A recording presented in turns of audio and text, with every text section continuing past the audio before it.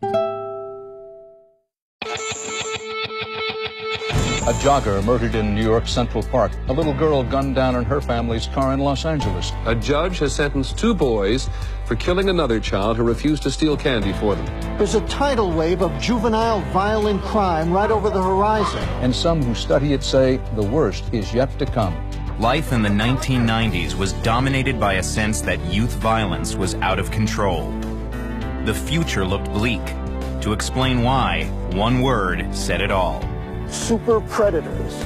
Some social scientists and criminologists looked at the data and saw doom. They stepped out of their ivory towers and into the public arena to sound the alarm about a coming wave of kids who were going to ravage the country. A super predator is a young juvenile criminal who is so impulsive, so remorseless, that he can kill, rape, maim without giving it a second thought. The prediction was terrifying, and lawmakers cracked down on juvenile offenders. This country went into a moral panic over super predators. But there was one problem. The calculations were wrong. They made it up.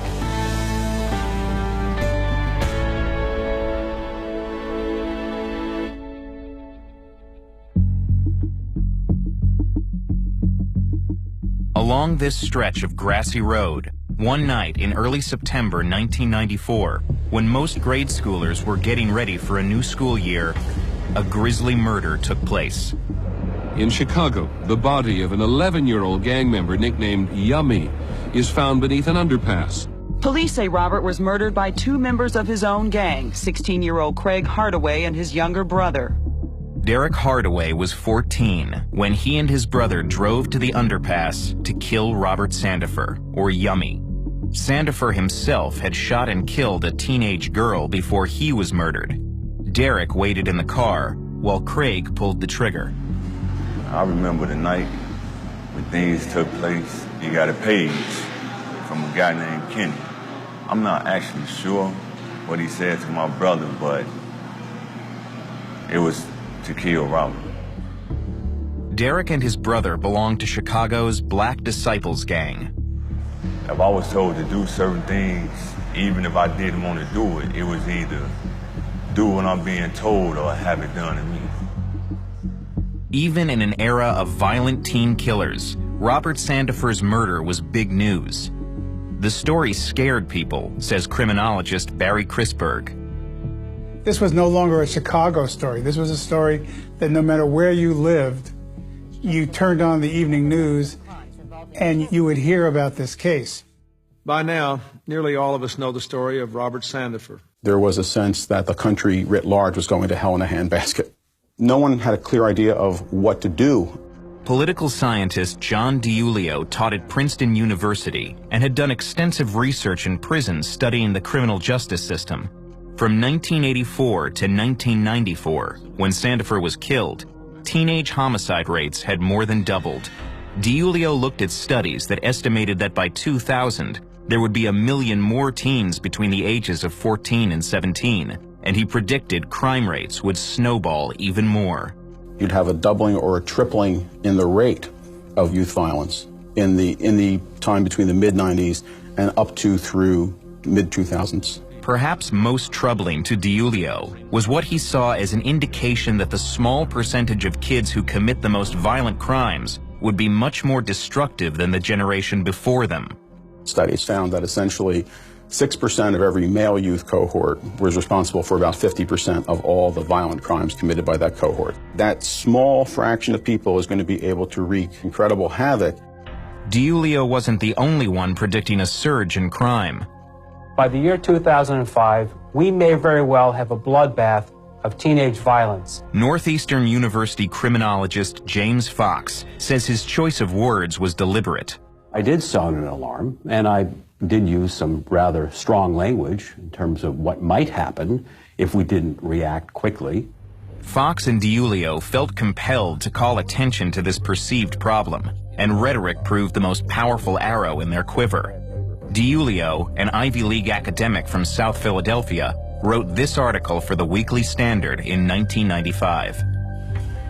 The term super predator originated from an inmate who said, as almost a throwaway line, he said, "Oh, these kids, they're stone cold predators." And like a match to a flame, the word caught on. Super predator, predator, predators, super predators. Linguist Ben Zimmer studies language and culture. When you use a word like predator, it is loaded with certain assumptions about the way that an animal hunts another animal. And so to call someone a super predator really amps that up even more. We're talking about a group of kids who are growing up essentially fatherless, godless, and jobless.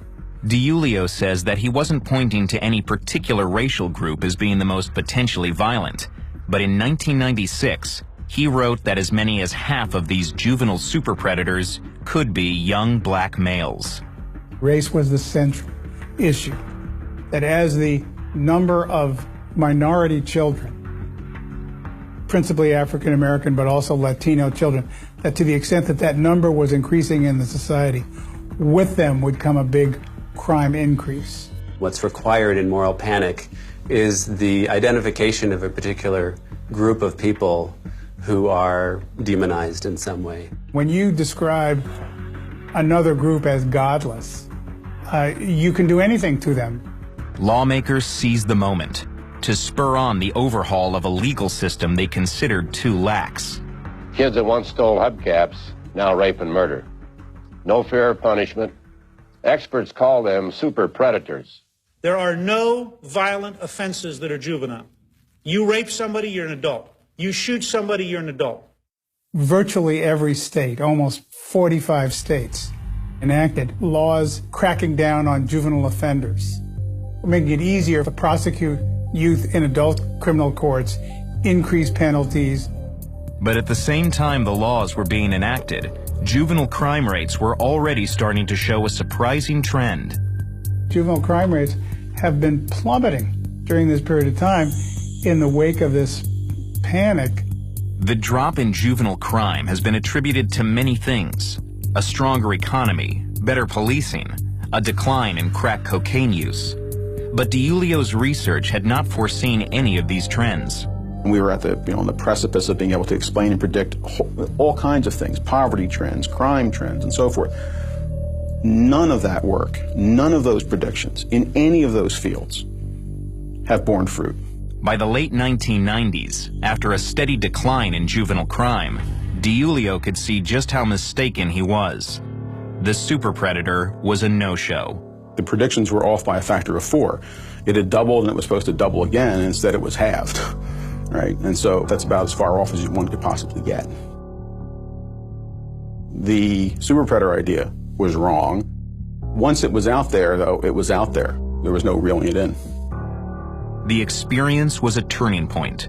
DiIulio increasingly began to think about religion and public affairs as the best way to effect change. I lost faith in social science prediction at about the same time that I gained faith of a traditional religious kind. But Chrisberg says the problem wasn't with social science, but that DiIulio not only misinterpreted the data, but what it meant. It was a myth, and unfortunately it was a myth that some academics jumped onto. The fear over the super predator led to a tremendous number of laws and policies that we're just now recovering from. In a public move, DiIulio and Fox both signed a friend of the court document in a 2012 Supreme Court case that would ban mandatory life sentences for juveniles convicted of murder. I signed the amicus brief. I thought that although the arguments were a bit one-sided, it came to the right conclusion. And so I signed it. It's because at the end of the day, it's what's going to matter most. What did you do and why did you do it? And did it make a positive difference? DiIulio's side prevailed. Automatic mandatory life sentences, the justices said, amount to cruel and unusual punishment. Derek Hardaway was sentenced to 45 years for his role as an accomplice in the murder of Robert Sandifer. He will be up for parole in 2016. When I got sentenced, being told you got to do more time in prison than you actually live at that time, that's harsh, especially for a 16-year-old to accept. John DiIulio has worked with 3 White House administrations to try to implement faith-based initiatives in needy communities. But he says he's out of the business of forecasting. Demography is not fate and criminology is not pure science. And that lesson, I think, this episode from 20 years ago, and I think many, many other things in public policy, we should carve that in stone and put it above every research institution and every foundation.